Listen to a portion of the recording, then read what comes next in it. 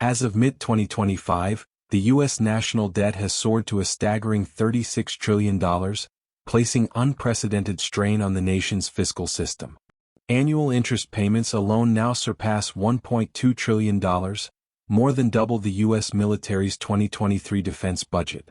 Traditionally, the United States has addressed economic imbalances through a combination of monetary policies, most notably manipulating interest rates to encourage or discourage capital flow. Yet in today's climate, this playbook appears less effective than ever. Historically, the U.S. relied on a cyclical method of dollar waves, lowering interest rates to encourage foreign capital investment, then tightening policy to absorb global liquidity back into its financial system. This financial tide allowed Washington to maintain its dominance without direct confrontation.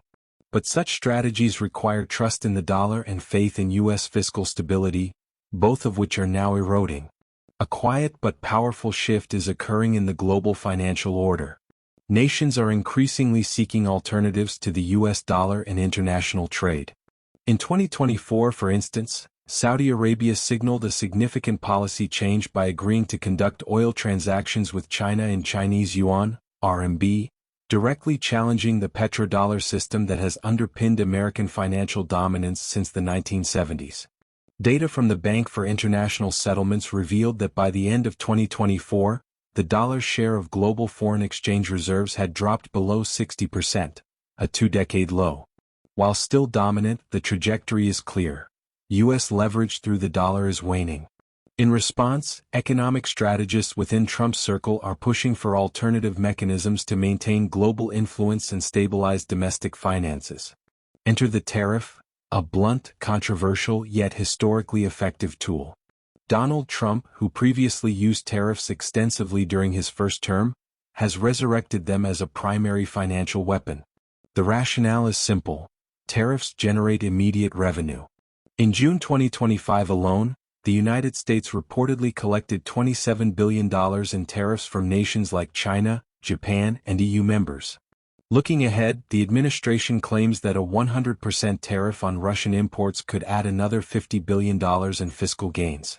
While these figures are impressive, they raise critical questions. Are such moves sustainable?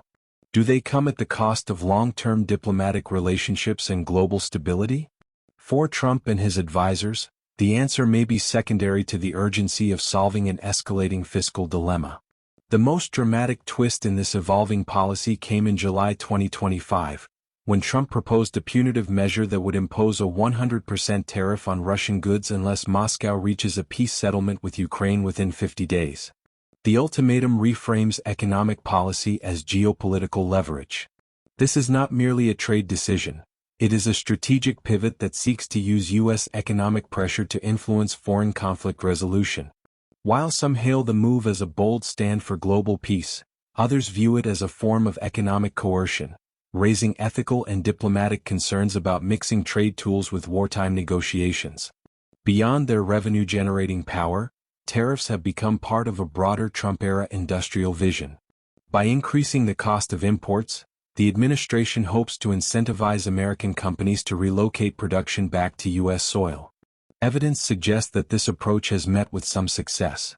In May 2024, after the U.S. announced a 45% tariff on Asian semiconductors, tech giant Intel responded by committing $20 billion to build a new chip facility in Ohio. Such moves are showcased as victories for American labor and national security, but they also come at a price. Global supply chains are increasingly strained, and retaliatory tariffs from other countries could ultimately neutralize these gains. America's aggressive tariff posture hasn't gone unanswered. Even traditional allies like Canada, Mexico, and members of the European Union have begun exploring countermeasures. The EU, for example, is weighing punitive tariffs on up to €72 billion, approximately $78 billion, worth of U.S. exports, including key sectors such as aviation and automobiles. China, too, has responded forcefully. After American tariffs targeted Chinese electronics and manufacturing, Beijing sharply curtailed its agricultural imports, most notably slashing U.S. soybean purchases by 30% in the first half of 2025. The global economy, already burdened by post-pandemic inflation and supply bottlenecks, now faces the risk of cascading protectionist policies. What distinguishes Trump's approach from prior administrations is not just the use of tariffs, but the way they are framed as political tools. In recent months, the White House has openly linked tariff relief to military commitments and alliance contributions. In one notable case, the administration pressured European NATO members to increase their defense spending by threatening tariffs on their automotive exports.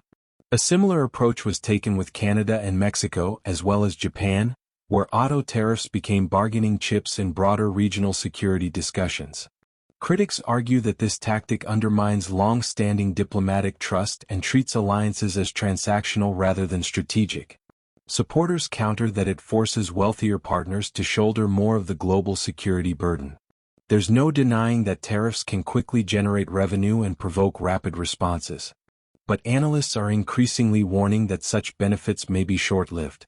Nobel laureate economist Joseph Stiglitz and others have cautioned that undermining global trade relationships and supply chains can have ripple effects for years.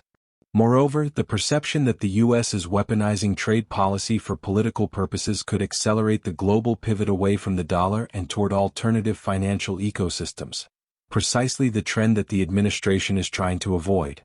Economist Paul Krugman framed it bluntly: tariffs are a political gamble. If they work, they pay off dramatically. If they don't, the costs are equally dramatic. Trump's policy choices are not unfolding in a vacuum. The upcoming 2026 midterm elections loom large, and public sentiment about tariffs may ultimately determine the balance of power in Washington. For Trump, the tariff campaign is more than a fiscal tool, it is a litmus test of political support. If economic indicators fail to improve, or if trade tensions spiral into broader recessions, voter backlash could be swift and unforgiving.